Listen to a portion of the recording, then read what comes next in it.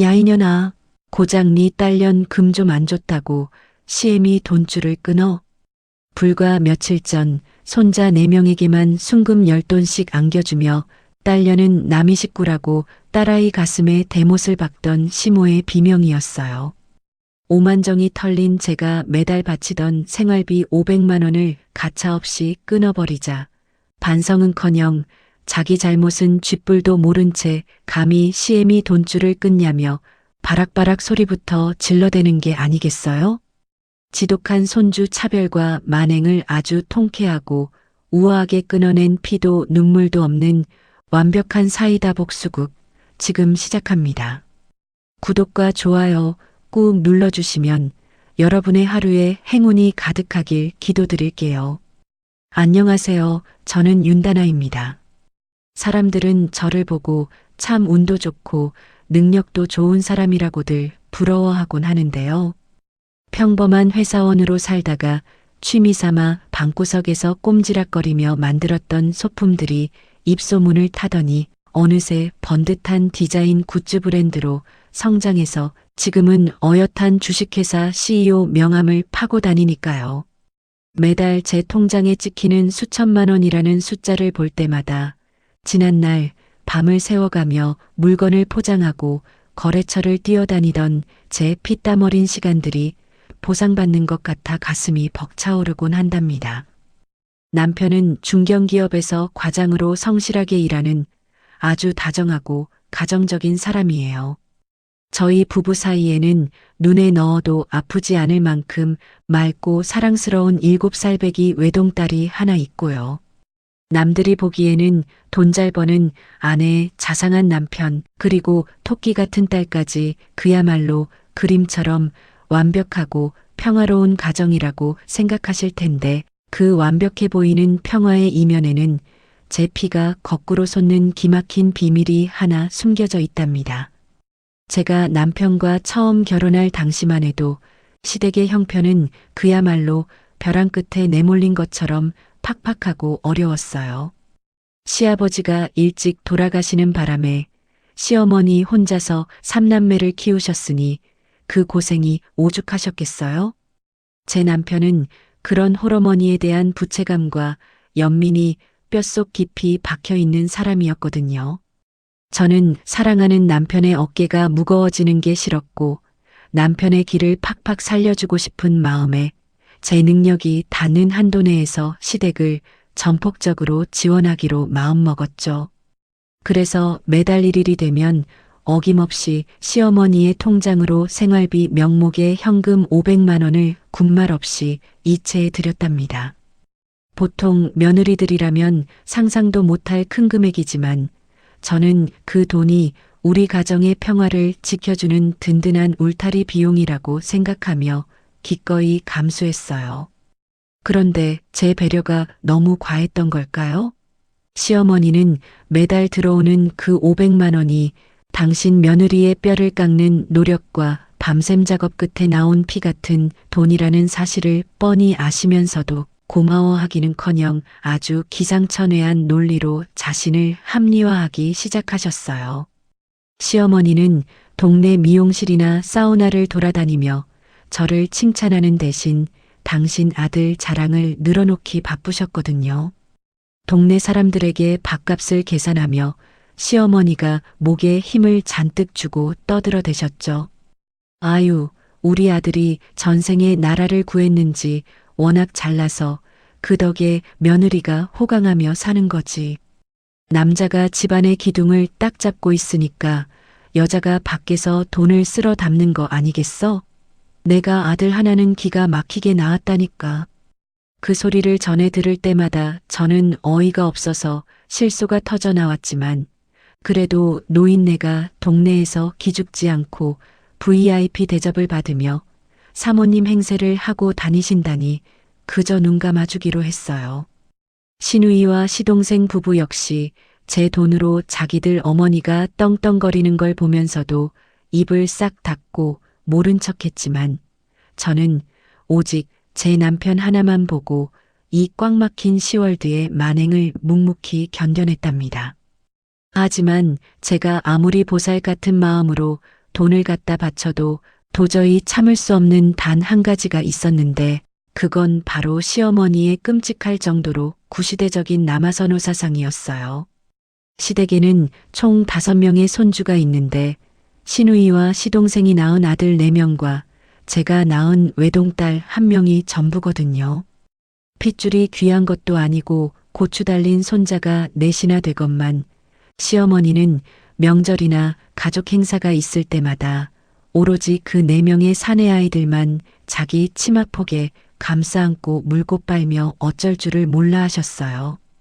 제 딸은 마치 그 공간에 존재하지 않는 투명 인간인 것처럼 철저하게 무시하고 외면하셨죠. 제가 쇠가 빠지게 번 돈 500만 원으로 아들 손주들에게는 백화점 명품 아동복과 비싼 로봇 장난감을 산더미처럼 안겨주시면서 정작 그 돈을 대주는 며느리의 귀한 딸에게는 싸구려 사탕 하나 쥐어주는 법이 없었거든요. 작년 추석 명절에 온 가족이 모여 식사를 하던 날이었는데요. 제가 최고급 한우갈비를 잔뜩 사가서 상다리가 부러지도록 고기를 굽고 있는데 시어머니가 불판 위에서 가장 야들야들하고 맛있게 익은 고기들만 쏙쏙 골라내더니 기막힌 행동을 하셨죠. 시어머니는 젓가락으로 큼직한 고기들을 집어 시누이와 시동생의 아들들 밥그릇 위에 듬뿍듬뿍 올려주시며 활짝 웃으셨어요. 우리 장손들 많이 먹고 무럭무럭 자라서 이 할미 호강시켜줘야지. 고기가 아주 입에서 살살 녹는다. 제 딸은 고기 냄새에 입맛을 다시며 할머니의 젓가락이 자기 쪽으로 오기를 똘망똘망한 눈으로 기다리고 있었거든요.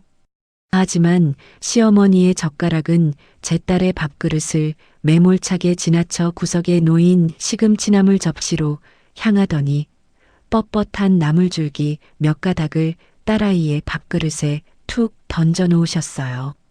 시어머니는 눈길조차 주지 않고 퉁명스러운 목소리로 쏘아붙이셨죠. 계집애가 어릴 때부터 고기 맛들이면 살만 뒤룩뒤룩 찌고 둔해져서 못 써. 너는 나물이나 많이 먹어라. 어차피 크면 시집가서 출가회인 되는 딸년한테 비싼 고기 먹여봤자 다 헛수고지. 그 말을 듣는 순간 저는 손에 쥐고 있던 고기 집게를 하마터면 불판 위로 집어 던질 뻔했어요. 심장이 쿵쾅거리고 온몸에 피가 차갑게 식는 것 같은 모멸감에 아래 집술을 꽉 깨물어 피가 날 지경이었죠. 어린 제 딸이 상처받은 얼굴로 고개를 푹 숙인 채 나물만 깨작거리는 모습을 보니 당장이라도 밥상을 엎어버리고 싶었지만 맞은편에 앉아 안절부절 못하는 남편의 얼굴을 보며 가까스로 치밀어 오르는 화를 억눌렀답니다. 집으로 돌아오는 차 안에서 남편이 운전대를 잡은 채 제 눈치를 슬금슬금 살피더니 조심스럽게 제 손을 꽉 잡았어요. 자기야 정말 미안해. 엄마가 옛날 사람이라 아들 타령하는 거 하루 이틀도 아니고 내가 중간에서 더 확실하게 막았어야 했는데 당신 힘들게 번 돈으로 우리 엄마 모시는 거 내가 다 아는데 진짜 미안해. 제발 이번 한 번만 내 얼굴 봐서 참아주라. 남편의 그 애처로운 목소리를 들으며 저는 창밖으로 고개를 돌려버렸어요. 미안해하는 남편의 마음을 모르는 건 아니지만 제 돈으로 제 딸이 멸시당하는 이 기형적이고 역겨운 구조를 도대체 언제까지 참아내야 하는 건지 깊은 회의감이 밀려왔거든요. 겉으로는 500만 원이라는 돈으로 유지되는 아슬아슬한 평화였지만 그 평화의 밑바닥에서는 이미 시뻘건 분노의 마그마가 끓어오르고 있었답니다.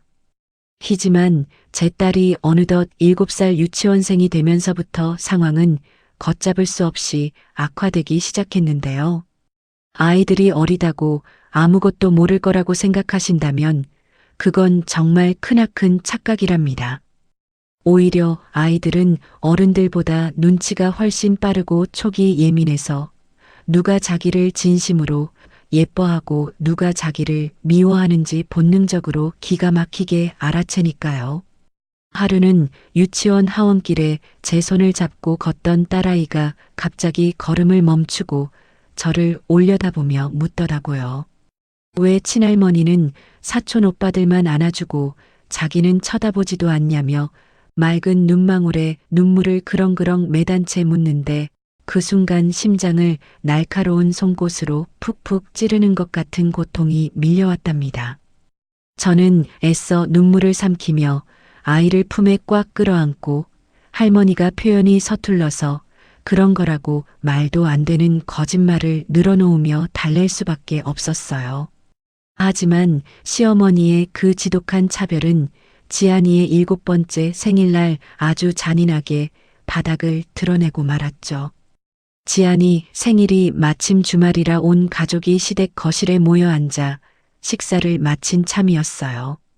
저는 예쁜 공주님 모양의 케이크를 꺼내며 분위기를 띄우려는데 시어머니가 갑자기 안방에서 커다란 백화점 쇼핑백을 여러 개 들고 나오시며 호들갑을 떠시더라고요.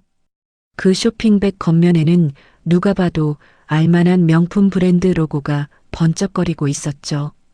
시어머니는 거실 한가운데 자리를 잡고 앉으시더니 시동생과 시누이네 아들 4명을 자기 앞으로 쪼르르 불러 모으셨어요.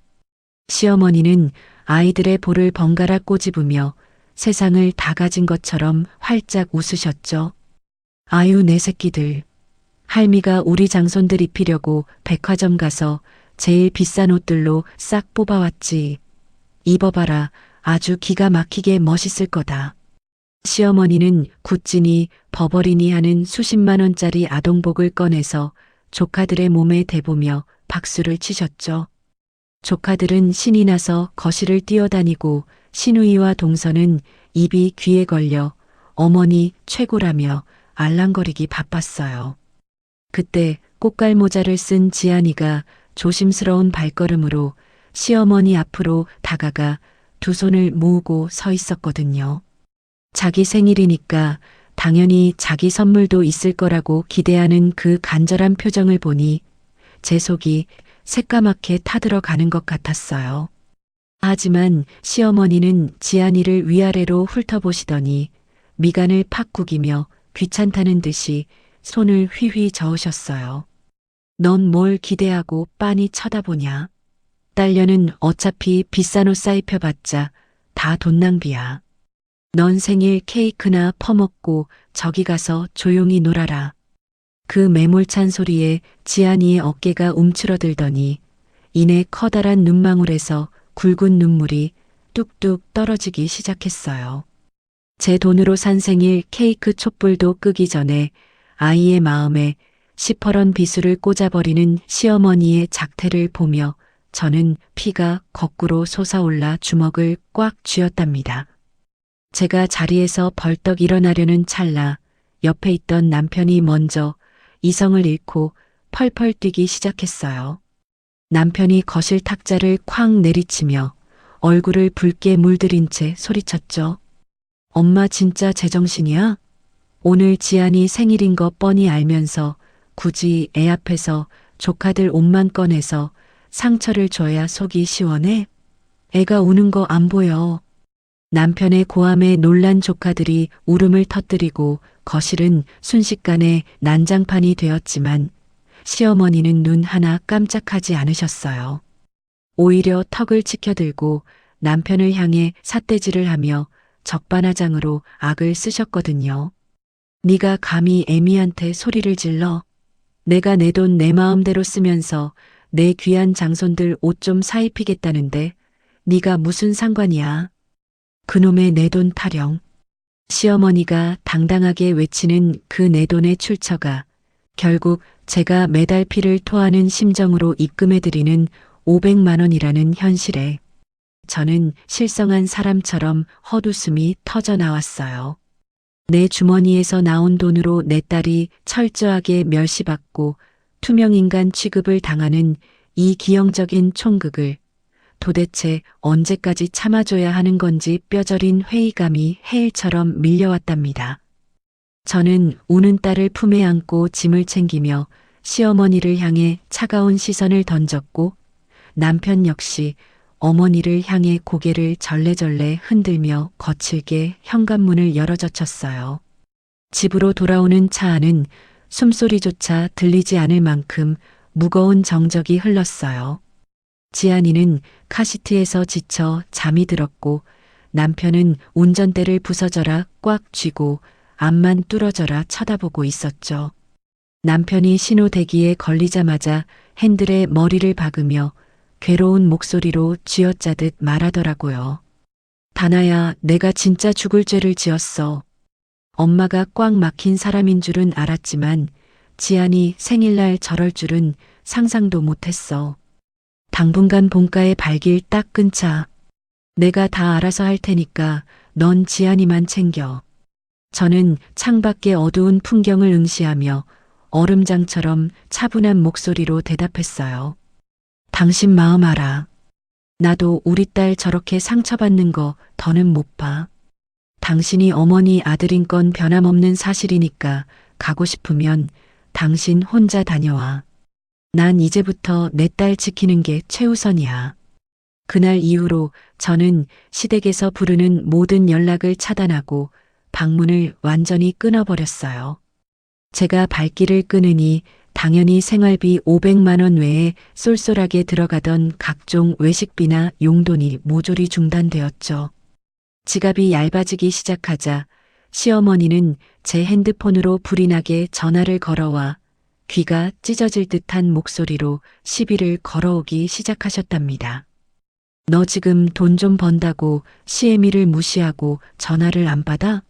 네가 아무리 잘나도 우리 집안 며느리라는 거 명심해라. 이번 주말에 당장 와서 베란다 청소나 해놔. 저는 통화 종료 버튼을 차갑게 눌러버리며 책상 위에 놓인 딸아이의 활짝 웃는 사진을 가만히 쓰다듬었어요. 제 인내심은 이미 한계치를 넘어선 지 오래였고 마음속으로는 날카로운 작두를 갈며 아주 냉혹한 결단을 내리고 있었거든요. 단 한 번만 더 내 딸을 함부로 대하며 눈물을 흘리게 만든다면 그때는 모든 경제적 지원을 당장 끊어버리고 이 뻔뻔한 사람들을 길바닥에 나앉게 만들겠다고 수백 번 다짐했답니다. 그리고 얼마 지나지 않아 시댁 식구들 모두가 한자리에 모여야만 하는 시어머니의 칠순 잔치가 코앞으로 다가왔어요. 저는 폭풍전야에 아주 서늘하고 고요한 마음으로 그 운명의 날을 향해 걸어 들어가고 있었답니다. 드디어 우리 가족의 운명을 송두리째 뒤바꿔 놓은 시어머니의 칠순 잔칫날이 밝았습니다. 저는 시어머니의 체면을 한껏 살려드리기 위해 동네에서 가장 비싸고 고급스러운 한정식 집을 통째로 빌렸답니다. 그동안 그렇게 제 딸이 무시당하고 상처받았으면서 왜 굳이 동네에서 가장 비싸고 고급스러운 한정식 집을 통째로 빌렸냐고요? 홀로 3남매 키우느라 고생하신 어머니의 평생 한 번뿐인 칠순이니 이번 한 번만 당신이 통 크게 싸주면 안 되겠냐고 남편이 며칠을 제 앞에서 고개를 숙이며 애원하기도 했고 저 역시 스스로에게 일말의 죄책감조차 남기지 않을 완벽한 명분이 필요했거든요. 며느리로서 할 수 있는 최고의 대우를 다 해바친 이 가장 화려한 무대 위에서도 기어이 내 딸의 가슴에 대못을 박는다면 그땐 정말 미련 없이 이 지긋지긋한 집안과의 연을 아주 무참하게 난도질해 버리겠다는 저만의 서늘한 마지막 시험대였던 셈이죠. 제가 특별히 주문한 사내진미와 최고급 코스 요리 비용은 잔치가 시작하기도 전에 당연하게도 제 신용카드로 일시불 결제를 마친 상태였어요. 시누이와 동서 부부는 빈손으로 덜렁덜렁 나타나서는 제가 계산한 비싼 음식들을 개눈 감추듯 입속으로 밀어 넣으며 영혼 없는 칭찬만 늘어놓기 바빴는데요. 시어머니는 제가 거금을 들여 맞춰드린 고급 맞춤 한복을 쫙 빼입으시고는 마치 조선시대 왕비라도 된 것처럼 상석에 앉아 목에 잔뜩 힘을 주고 거드름을 피우셨죠. 저는 속으로 시퍼런 작두나를 갈면서도 겉으로는 우아한 미소를 잃지 않은 채 이 가증스러운 평화의 연극이 아주 철저하게 박살날 그 순간을 조용히 기다리고 있었답니다. 식사를 모두 마치고 종업원이 달콤한 디저트와 전통차를 내오며 테이블 위를 깔끔하게 정리해 주었을 때였어요. 갑자기 시어머니가 헛기침을 큼직하게 하시더니 본인이 의자 옆에 챙겨온 커다란 가방 안을 부스럭거리며 뒤적거리시더라고요. 잠시 후 가방에서 손을 빼낸 시어머니의 양손에는 붉은색 비단으로 곱게 포장된 묵직한 나무 상자가 들려 있었답니다. 시댁 식구들의 시선이 일제히 그 상자로 쏠리자 시어머니는 아주 흡족한 미소를 지으며 식당 테이블 한가운데에 상자를 조심스럽게 내려놓으셨어요. 시어머니가 뚜껑을 열어젖히자 룸 안의 화려한 조명을 받아 눈이 부시도록 번쩍거리는 노란색 금붙이들이 영롱한 자태를 드러냈죠. 그 상자 안에는 무려 순금 10돈짜리 두꺼운 골드바들이 가지런히 놓여 있었습니다. 시어머니는 목소리를 한껏 높여 식당 룸이 쩌렁쩌렁 울리도록 선언하셨어요. 오늘 이 할미가 기분이 아주 좋아서 우리 집안을 이끌어갈 귀한 핏줄들에게 아주 특별하고 값진 선물을 하나씩 주려고 한다. 우리 든든한 장손들 한 명씩 앞으로 나와보거라. 순금 10돈이라는 엄청난 선물의 정체를 확인한 시누이와 동서의 입은 그야말로 귀에 걸려 찢어질 듯이 벌어졌어요. 아이들이 금이 뭔지나 제대로 알겠어요? 그저 자기 엄마들이 옆에서 등을 떠미니까 영문도 모르고 쪼르르 할머니 앞으로 달려나갔죠.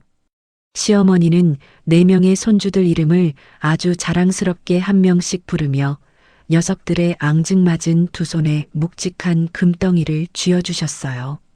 아이들의 볼에 뽀뽀를 퍼부으며 세상을 다 가진 것처럼 기뻐하시는 시어머니의 모습을 보며 저는 등줄기를 타고 흘러내리는 식은땀을 애써 무시하며 제 딸아이의 얼굴을 재빨리 살폈답니다.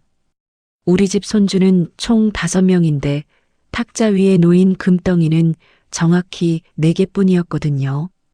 오빠와 동생들이 반짝거리는 선물을 받고 신나게 웃고 떠드는 모습을 지켜보던 제 딸 지안이가 너무나도 맑고 순진한 눈망울을 끔뻑거리며 의자에서 내려와 시어머니 곁으로 촌촌걸음으로 다가갔어요. 아이는 작은 두 손을 가지런히 모으고 서서 고개를 갸웃거리며 할머니의 입술만 뚫어져라 쳐다보았죠. 지안이가 호기심 가득한 앳된 목소리로 할머니의 팔을 당기며 물었어요. 할머니, 나도 선물 주세요. 내 반짝이 금은 상자 어디에 숨어 있어요? 그 순간 화기애애하던 식당 룸 안의 분위기가 순식간에 찬물을 끼얹은 듯 숨막히는 정적으로 휩싸였어요.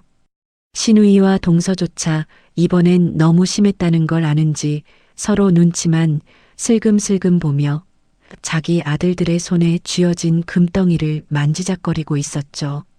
저는 시어머니가 설마 그 어린아이의 눈을 쳐다보고 그 수많은 가족이 지켜보는 앞에서 또 한 번 잔인한 난도질을 할까 싶어 숨을 꾹 참고 지켜보고 있었는데요.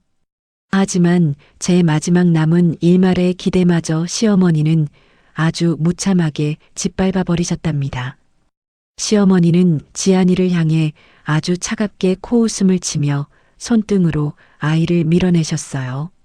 남의 식구들 딸년한테 못하러 아까운 금을 주냐. 네 건 처음부터 안 샀으니까 쓸데없이 욕심 부리지 말고 저리 가. 아, 그 잔인한 말들이 제 귓가를 때리는 순간 머릿속에서 거대한 폭탄이 터지는 것 같은 강렬한 이명의 울림이 들려왔어요. 지안이는 할머니의 서슬 퍼런 독설에 놀라 어깨를 크게 움찔하더니 이내 고개를 푹 숙이고는 작은 주먹을 꽉 쥐고 눈물을 뚝뚝 흘리기 시작했습니다. 아이의 원피스 위로 투명한 눈물방울이 처참하게 부서져 내리는 모습을 보는 순간 제 몸속의 모든 피가 차갑게 얼어붙었다가 다시 뜨거운 활화산처럼 끓어오르는 듯 했어요.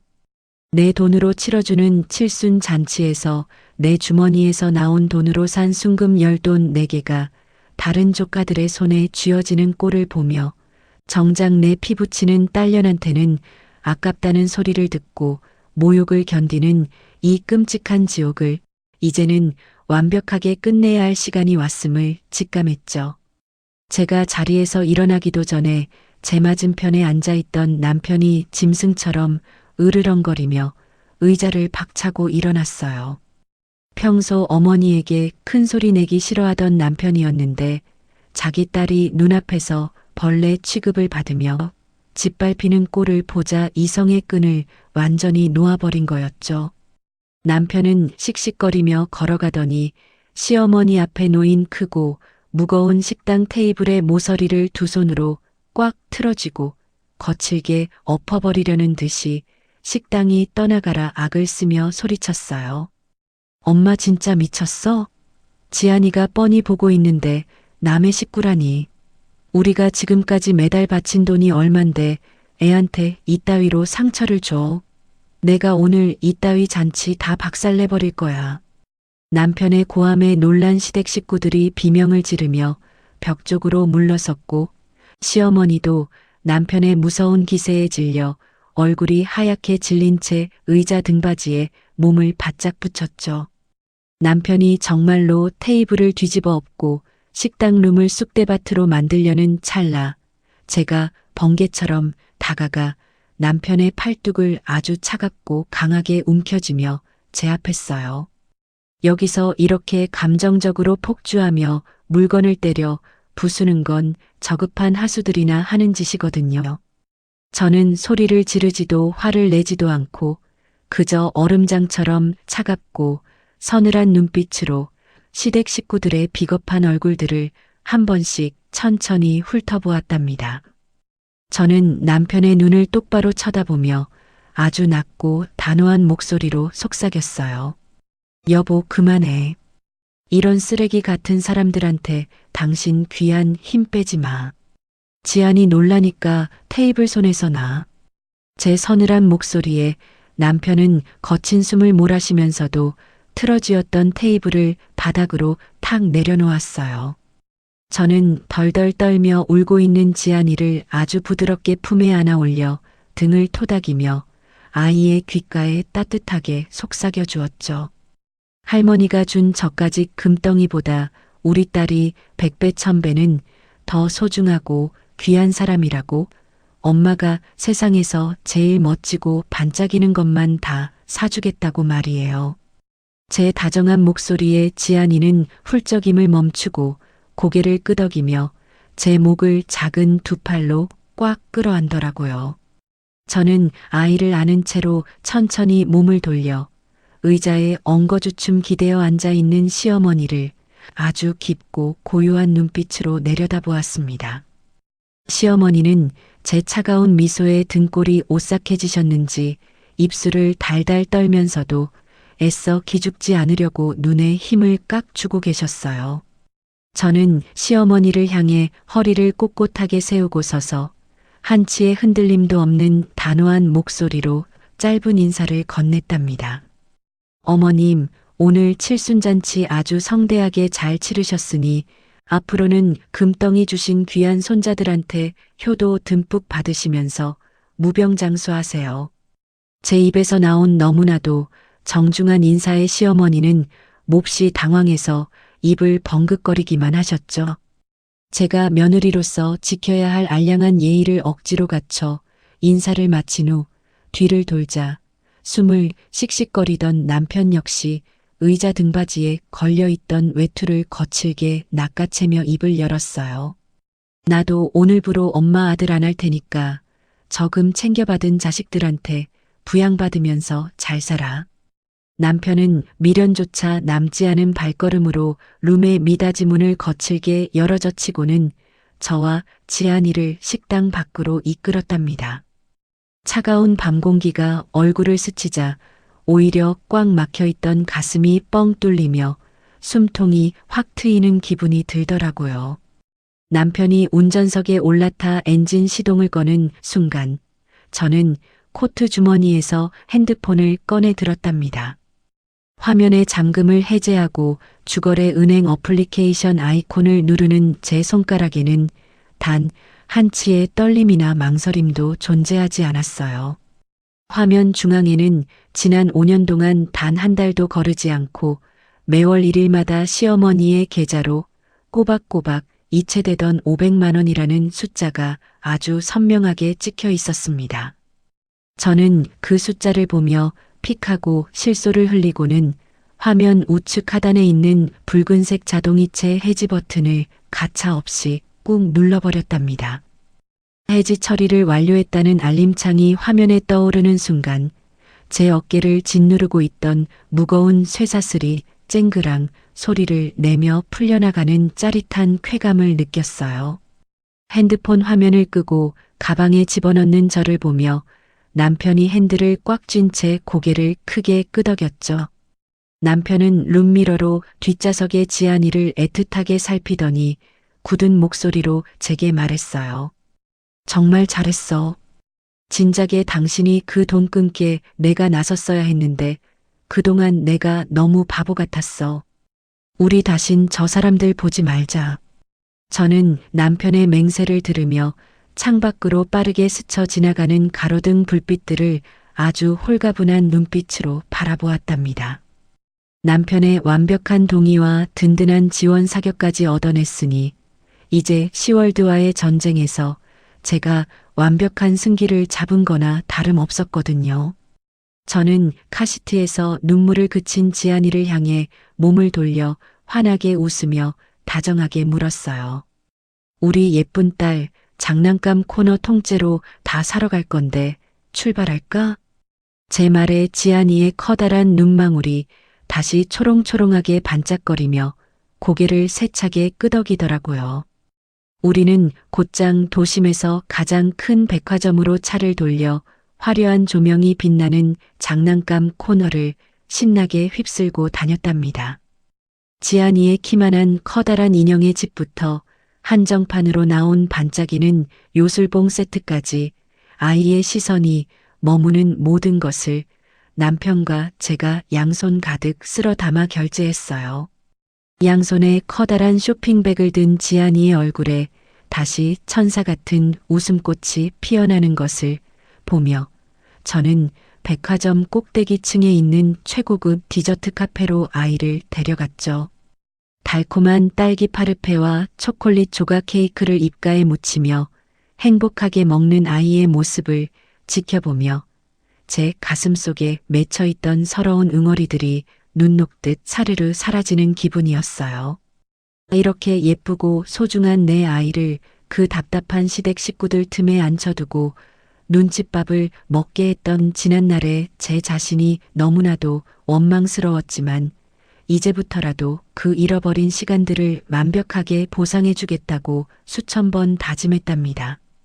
우리가 그렇게 완벽한 새 식구만의 행복한 시간을 만끽하고 있을 때 아마 식당 룸에 남겨진 시어머니는 아주 헛된 승리감에 도취되어 콧노래를 부르고 계셨을 거예요.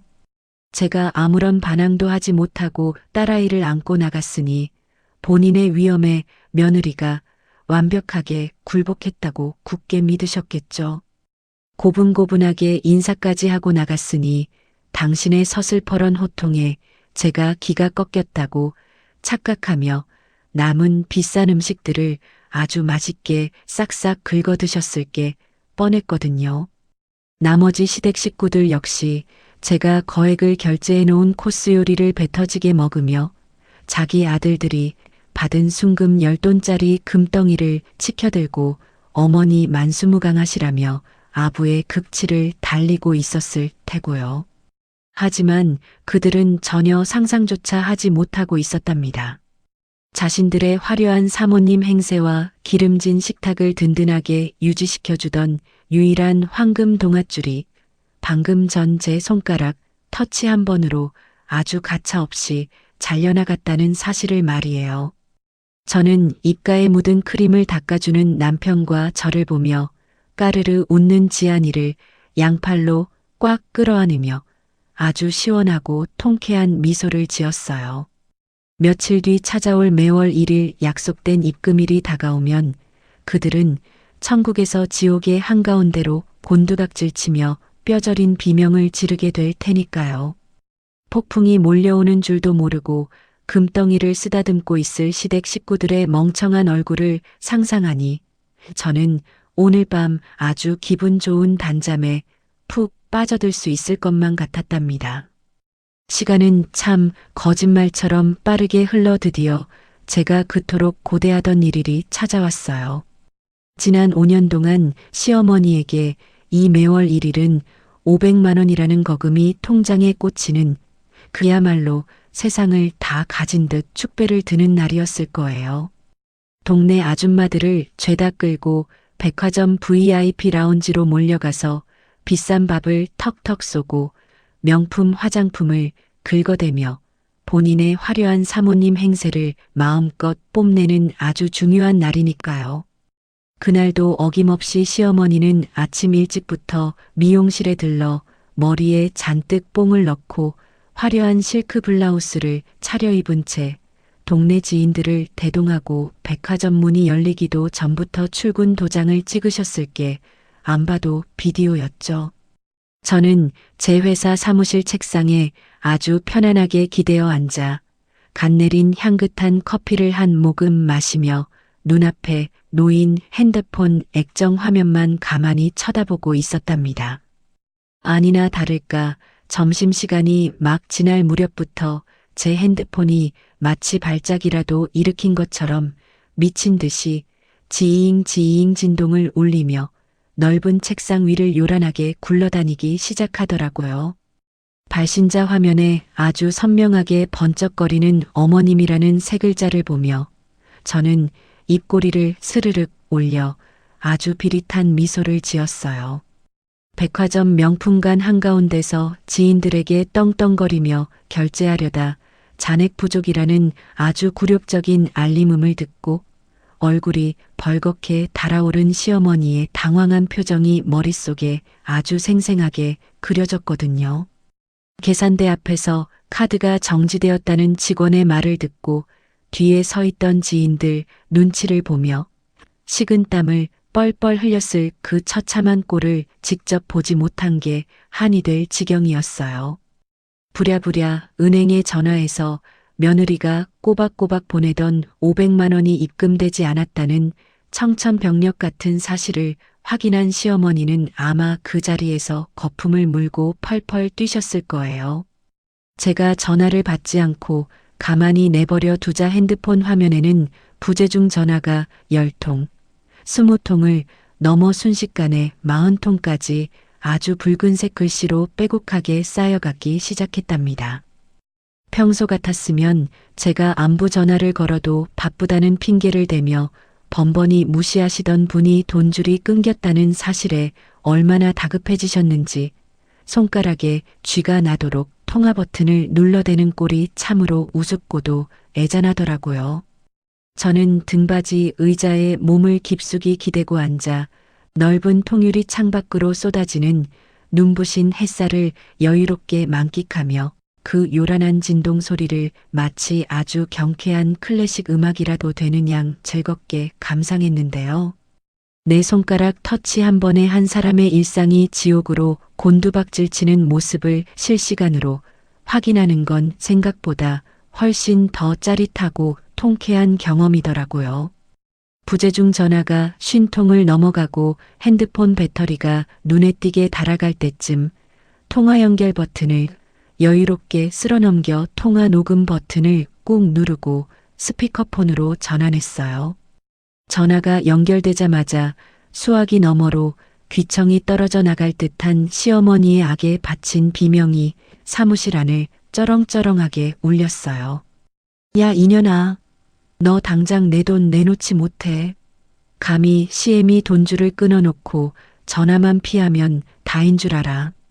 남들 앞에서 늘 교양 있는 척, 있는 집 사모님인 척 턱을 치켜들고 자존심을 세우려 하시던 분이 단돈 500만 원이 안 들어왔다는 이유 하나만으로 아주 밑바닥에 깔린 천박한 본성을 여과 없이 드러내며 짐승처럼 소리를 질러대셨죠.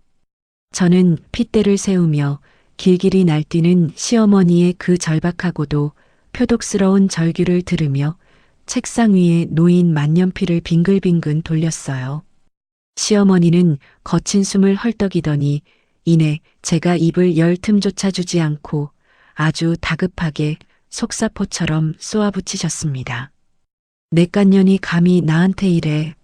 고작 네 딸년한테 금덩이 조금 안 쥐어줬다고 앙심을 품고 내 생활비를 끊어. 내가 오늘 동네 사람들 다 불러 모아놓고 백화점에서 밥 사기로 했는데 내가 무슨 개망신을 당했는지 네가 알아. 내 구겨진 체면을 네가 어떻게 책임질 거냐고. 그 뻔뻔하고도 이기적인 논리에 저는 하마터면 참지 못하고 큰 소리로 실소를 터뜨릴 뻔했답니다. 본인 입으로 똑똑히 고작 내 딸에게 금덩이 하나 안 쥐어준 일이라고 표현하면서 그게 왜 본인의 돈줄이 끊길 사유가 되는지 전혀 이해하지 못하는 저 지독한 무지함이 참으로 경이로울 지경이었거든요. 남의 집 딸년이라며 7살짜리 어린아이의 마음에 천인공노할 대못을 박아놓고서 고작 자기 체면 구긴 것 때문에 화가 나서 길길이 날뛰는 저 이기적인 괴물을 향해 저는 아주 차갑고 매서운 반격을 날려줄 준비를 마쳤어요.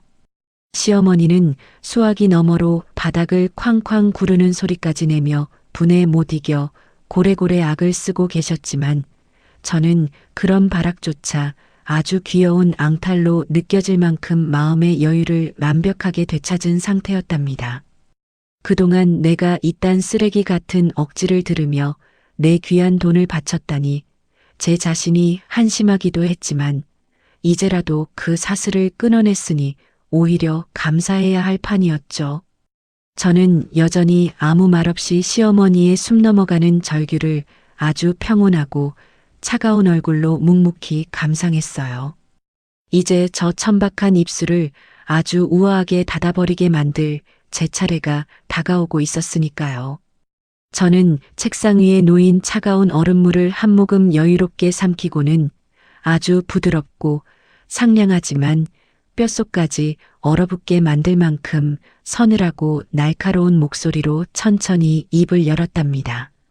어머님, 지안이는 나중에 커서 남의 집 제사상이나 차려줄 남의 식구라면서요? 그렇게 핏줄 타령하시며 남의 식구라고 선을 딱 그어 놓으시고서는 왜 이제 와서 생판 남의 집 돈을 내놓으라고 이 대낮부터 소리를 지르며 행패를 부리세요? 제 전곡을 찌르는 명쾌한 반격에 당황한 시어머니는 순간 말문이 막혔는지 헉하고 숨을 들이켜시더니 이내 말도 안 되는 억지를 부리며 쉰 목소리로 박박 우기기 시작하셨죠. 그래도 시애미가 며느리한테 생활비 좀 받는 게 당연한 거지. 네가 감히 나를 가르치려 들어? 당장 내 통장으로 500만 원 입금 안 하면 내가 네 회사로 쫓아가서 머리채를 다 뽑아놓고 쑥대밭을 만들어 놓을 줄 알아. 그 저급하고 알량한 협박에 저는 눈 하나 깜빡하지 않고 의자 등받이에 몸을 깊숙이 기대며 아주 차갑고 서늘한 비웃음을 흘려주었어요. 제 피 같은 돈으로 다른 손자들 금덩이 사주면서 사모님 행세하시는 꼬라지를 제가 언제까지 바보처럼 보고만 있을 줄 아셨어요? 이제부터는 그 귀한 금덩이 받은 손자놈들한테 부양받으면서 잘 살아보세요. 마침 제게 점심을 사주겠다고 회사로 찾아와 소파에 앉아 그 모든 통화 내용을 가만히 듣고 있던 남편이 자리에서 벌떡 일어나더니 성큼성큼 다가와 제 책상 위에 놓인 핸드폰을 거칠게 낚아채버렸습니다.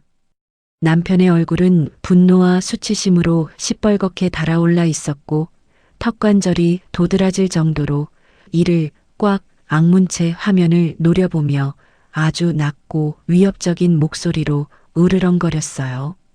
엄마, 지안이를 남의 식구라고 버린 그 순간부터 엄마는 내 엄마의 길을 완벽하게 포기한 거야.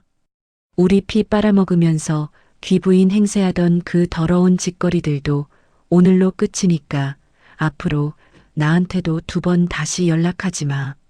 아들의 단호하고도 서슬퍼런 통보에 수화기 너머로 당황한 시어머니가 다급하게 아들의 이름을 부르며 매달리는 소리가 들려왔지만 남편은 한치의 자비도 없이 화면의 붉은색 통화 종료 버튼을 아주 강하게 짓눌러 버렸답니다. 남편은 통화가 끊기자마자 곧바로 시어머니의 번호를 수신 거부 목록에 쳐넣어 버리더니 시댁 식구들이 모여있는 단체 카톡방에서도 일말의 망설임 없이 조용히 퇴장하기 버튼을 눌러버렸죠. 저 역시 남편의 행동을 보며 고개를 끄덕이고는 제 핸드폰을 들어 시어머니는 물론이고 얄밉게 콩고물만 받아먹던 시댁 식구들 번호까지 모조리 차단 목록에 등록해버렸어요. 그 숨막히던 사람들과의 연결고리가 화면 속에서 하나둘씩 싹둑싹둑 잘려나가는 것을 눈으로 직접 확인하니 온몸을 짓누르던 무거운 바위 덩어리가 굴러떨어지며 아주 짜릿한 전율이 혈관을 타고 흐르더라고요.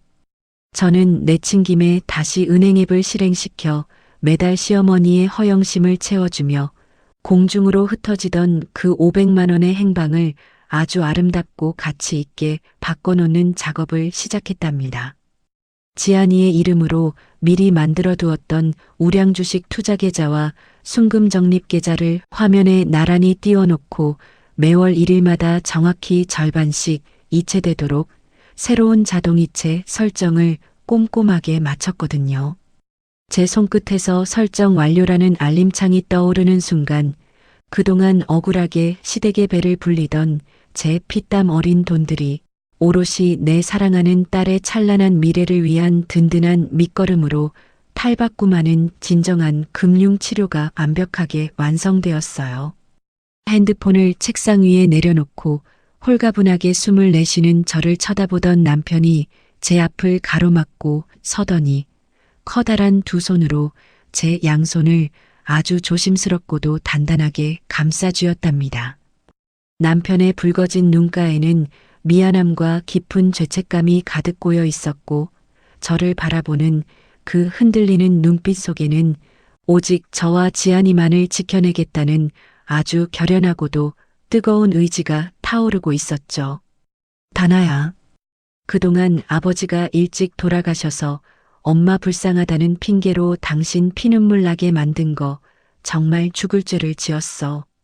내가 중간에서 멍청하게 굴어서 당신이랑 지안이가 그 험한 꼴을 다 당하게 만들었어. 진짜 미안해. 이제 내 세상에 가족은 당신이랑 지안이 딱 2뿐이니까 내가 앞으로 무슨 일이 있어도 둘은 꼭 지켜줄게. 남편의 뼈저린 후회가 담긴 진심 어린 사과와 눈물을 마주하니 그동안 가슴 한구석에 응어리져 남아있던 남편을 향한 원망의 찌꺼기들마저 아주 따뜻한 봄눈 녹듯이 사르르 녹아내리는 기분이 들었어요.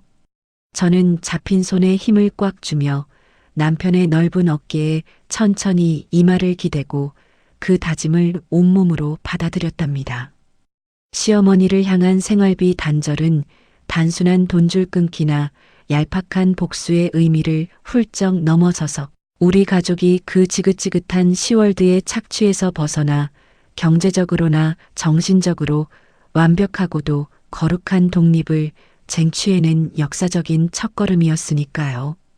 서로의 체온을 느끼며 마주하는 우리 부부는 아주 편안하고도 홀가분한 미소를 지어 보였어요. 우리가 이렇게 단단한 성벽을 쌓아 올리며 진정한 해방감을 만끽하고 있을 때 방금 전까지 전화통을 붙잡고 악을 쓰던 시어머니는 이제 매달 하늘에서 뚝뚝 떨어지던 눈먼 돈이 완벽하게 말라붙었다는 그 잔혹한 현실의 무게를 온몸으로 두들겨 맞으며 아주 비참하고도 처절한 몰락의 길을 걷기 시작했을 테니까요. 제 통장에서 매달 시어머니의 계좌로 흘러들어가던 500만 원이라는 거대한 돈줄이 완벽하게 끊어지자 그 화려하고 오만했던 사모님 행세도 아주 처참하고 우스꽝스럽게 무너져 내리기 시작했습니다.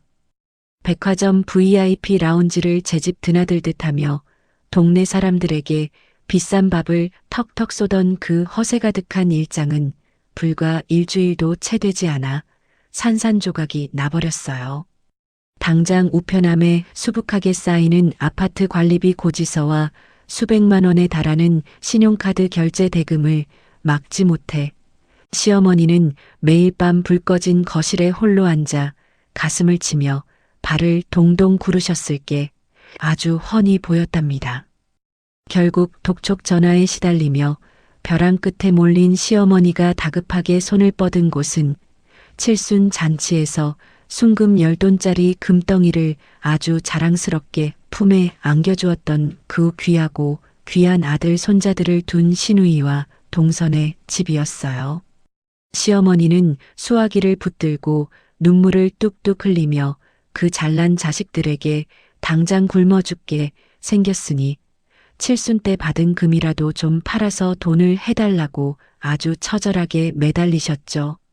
하지만 며느리 주머니에서 나온 돈으로 어머니가 그토록 떵떵거렸다는 사실을 꿈에도 몰랐던 시댁 식구들은 갑자기 돈을 내놓으라는 어머니의 요구에 아주 기겁을 하며 뒤로 나자빠졌어요. 평생 이기적이고 기회주의적으로 살아온 그 얌체 같은 인간들이 자기 손에 들어온 금덩이를 순순히 뱉어내리 만무했죠. 시누이와 동서는 약속이나 한 듯이 전화통에 대고 아주 차갑고 매몰차게 쏘아붙였어요. 어머니, 줬다 뺏는 게 어디 있어요? 형님이 돈 안 주면 어머니가 알아서 벌어 쓰시든가 해야지 우리가 그 금을 왜 돌려줘요? 금덩이를 쥐어줄 때는 온 세상을 다 가진 것처럼 환호하던 자식들이 막상 본인의 숨통이 조여오자 아주 벌레 보듯 자신을 외면하고 전화를 끊어버리는 꼴을 보며 시어머니는 그제야 자신이 철저히 짓밟고 무시했던 며느리의 돈이 이 집안의 든든한 기둥이었다는 뼈저린 진실을 마주하고 피눈물을 쏟으셨을 거예요.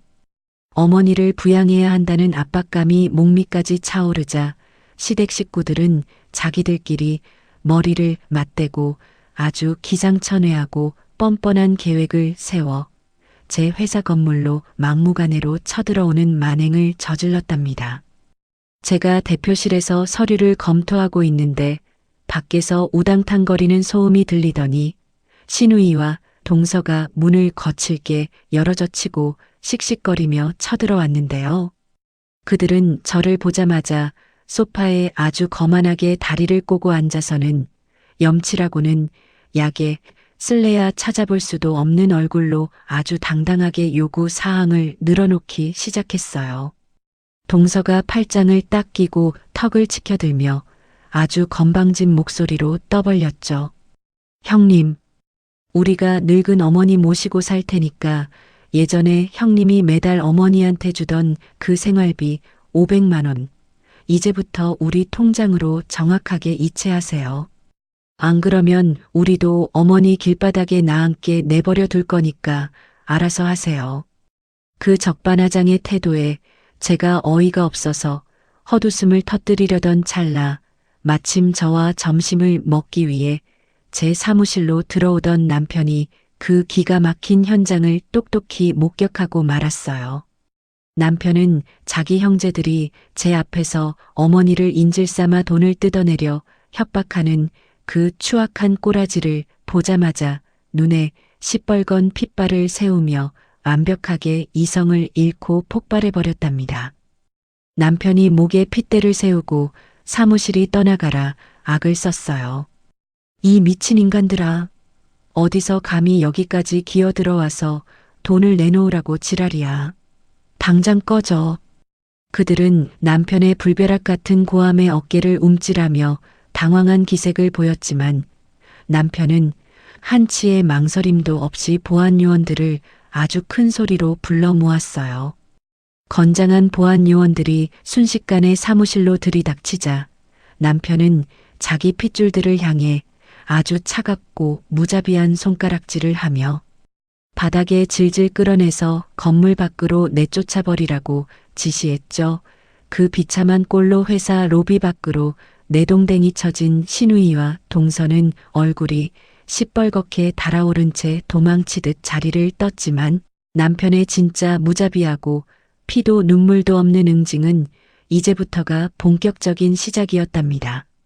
남편은 씩씩거리는 숨을 고르자마자 곧바로 아는 변호사에게 전화를 걸어 아주 서늘한 반격을 준비했어요. 과거에 어머니의 강요로 시동생 부부의 사업 자금에 보태주었던 1억과 신우인의 전세금으로 빌려주었던 5천만 원에 대한 차용증을 근거로 즉각 내용 증명을 발송하고 그들의 통장과 보증금에 가압류를 걸어버리는 아주 살벌한 법적 철퇴를 가해버렸거든요. 며느리 돈을 만만하게 보고 뜯어내려다 오히려 뚜껑이 열린 남편의 무자비한 역공에 정통으로 얻어맞은 시댁 식구들은 하루아침에 통장이 묶이고 파산 직전의 상태로 곤두박질치며 아주 처절하게 응징당하는 신세가 되고 말았어요. 자신들의 코가 석자가 되어버린 시댁 식구들은 이제 시어머니의 전화라면 아주 치를 떨며 수신을 차단해버렸고 시어머니는 그토록 애지중지하던 귀한 자식들에게 아주 철저하고 완벽하게 버림받는 비참한 말로를 맞이하게 되었죠. 텅 빈 거실 바닥에 산더미처럼 밀린 청구서들을 끌어안고 홀로 앉은 시어머니는 자신이 귀한 며느리를 짐승 취급하며 내쫓은 그 어리석은 오만함이 결국 본인의 목을 조르는 밧줄이 되었다는 사실을 깨닫고 매일 밤 가슴을 치며 후회의 눈물을 쏟아내고 계실 거예요. 저는 남편이 건네주는 따뜻한 차를 마시며 창밖의 평화로운 풍경을 내려다보았고 우리 가족을 괴롭히던 그 악랄한 무리들이 서로를 물어뜯으며 자멸해가는 이 완벽한 결말을 아주 홀가분하고 통쾌한 마음으로 만끽하고 있었답니다. 하늘에 구멍이라도 뚫린 것처럼 거센 비가 억수같이 쏟아지던 어느 주말 아침이었어요. 현관문 밖에서 무언가 둔탁하게 부딪히는 소리와 함께 누군가 문고리를 미친 듯이 흔들어대는 소리가 들려 거실 벽면에 붙은 인터폰 화면을 켜보았는데요.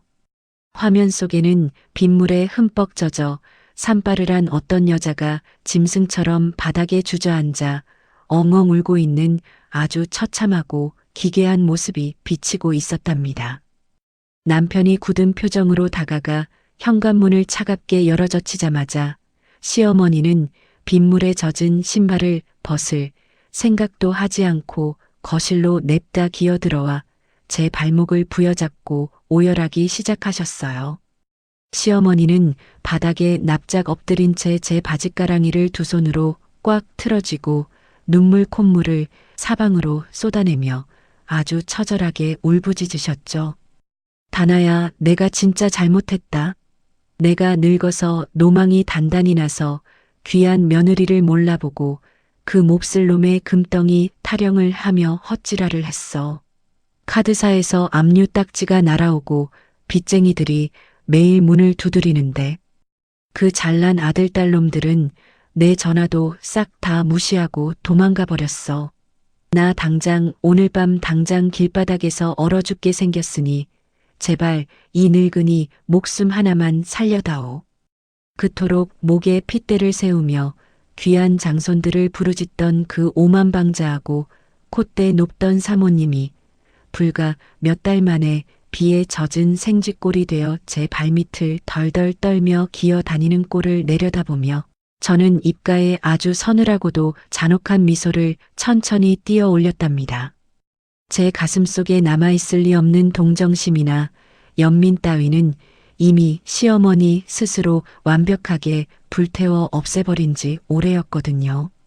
저는 제 바지를 쥐고 있는 시어머니의 축축하고 지저분한 손을 발로 아주 가볍게 밀어내며 속으로 치밀하게 계산하고 준비해 두었던 서늘한 계약 조건을 입 밖으로 꺼냈어요. 저는 거실 서랍장에서 아주 반듯하게 인쇄해둔 근로계약서를 꺼내 시어머니의 눈앞에 툭 던져주며 턱을 까딱거렸죠. 제가 어머님 빚을 대신 갚아드리고 부양해야 할 의무는 눈꼽만큼도 없지만 딱 하나 숨쉴 구멍은 열어드릴게요.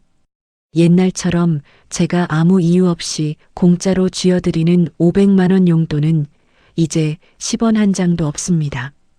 대신 매달 200만 원을 정확하게 드릴 테니 당장 내일부터 우리 집 파출부로 일하세요.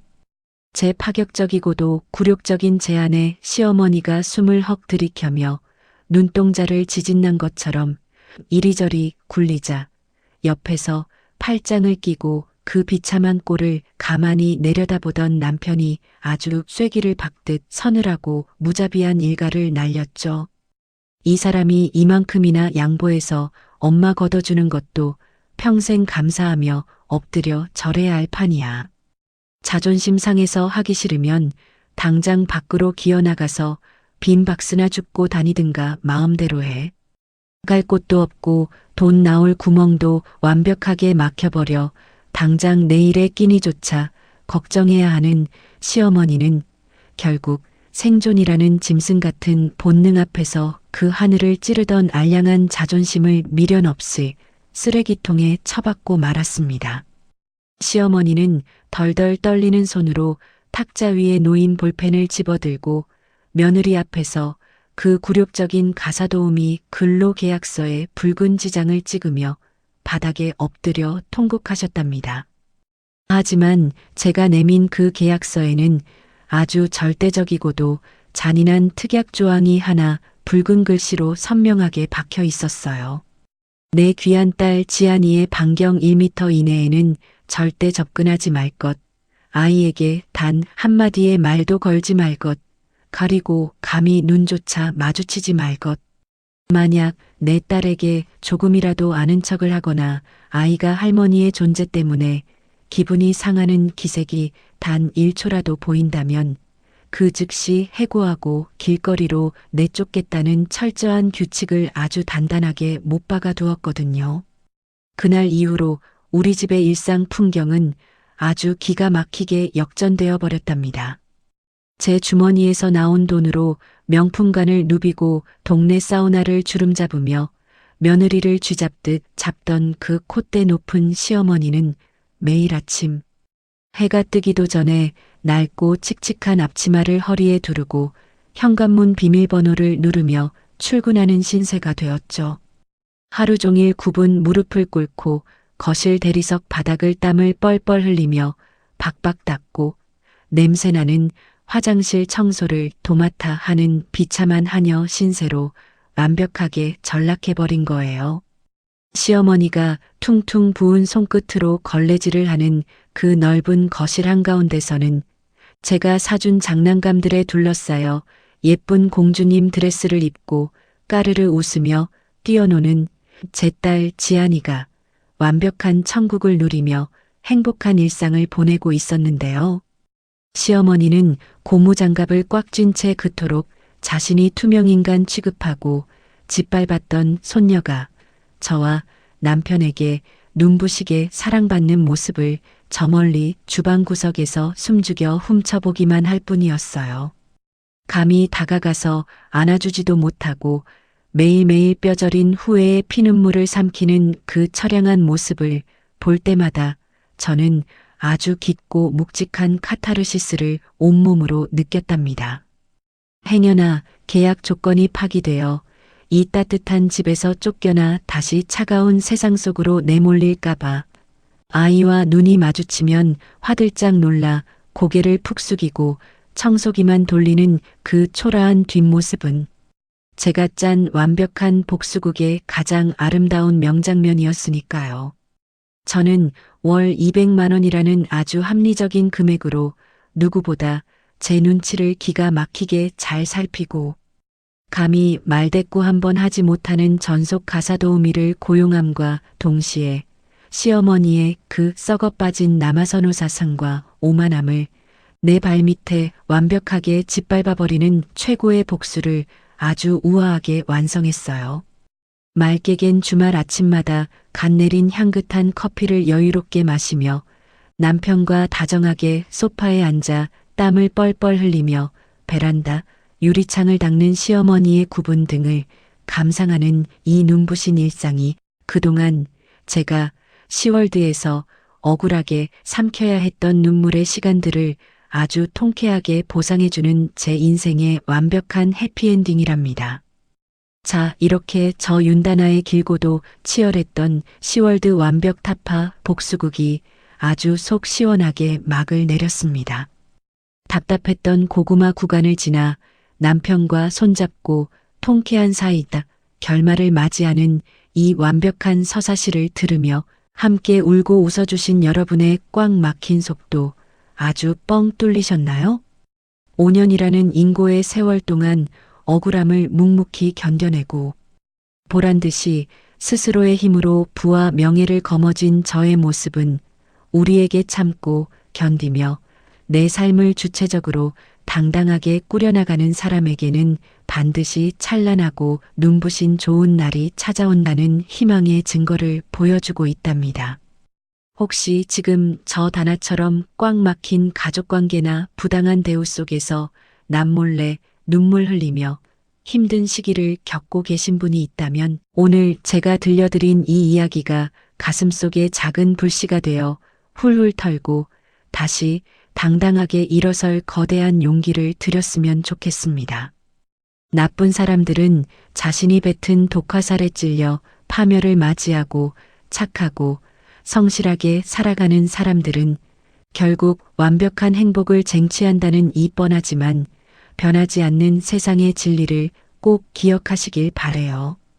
여러분의 앞으로의 빛나는 날들에도 늘 이렇게 평안하고 웃음소리 가득한 행복한 순간들만 끝없이 펼쳐지기를 저 윤다나가 진심을 다해 기원하며 오늘의 이야기를 마치겠습니다.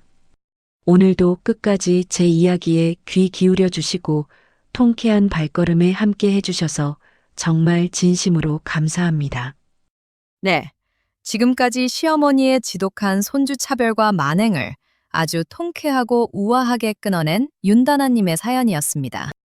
매달 500만 원이라는 큰 돈을 지원하면서도 귀한 외동딸이 상처받는 모습을 곁에서 지켜봐야만 했던 다나님의 마음고생이 그동안 얼마나 심하셨을까요?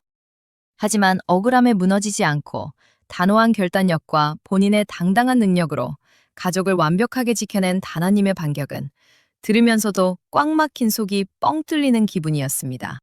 본인의 탐욕과 이기심으로 스스로 파멸을 불러와 결국 며느리 집에 가사도우미로 전락한 시어머니의 결말을 보니 역시 뿌린 대로 거둔다는 인과응보의 진리가 다시 한번 뼈저리게 와닿네요. 이제 지긋지긋한 시월드의 굴레에서 벗어나 든든한 남편분, 그리고 눈에 넣어도 아프지 않을 사랑스러운 딸 지안이와 함께 진정한 천국을 누리시길 진심으로 응원하겠습니다. 다나님께 응원의 댓글을 남겨주세요. 큰 위로가 돼줄 거예요. 오늘도 끝까지 함께 해주셔서 감사합니다.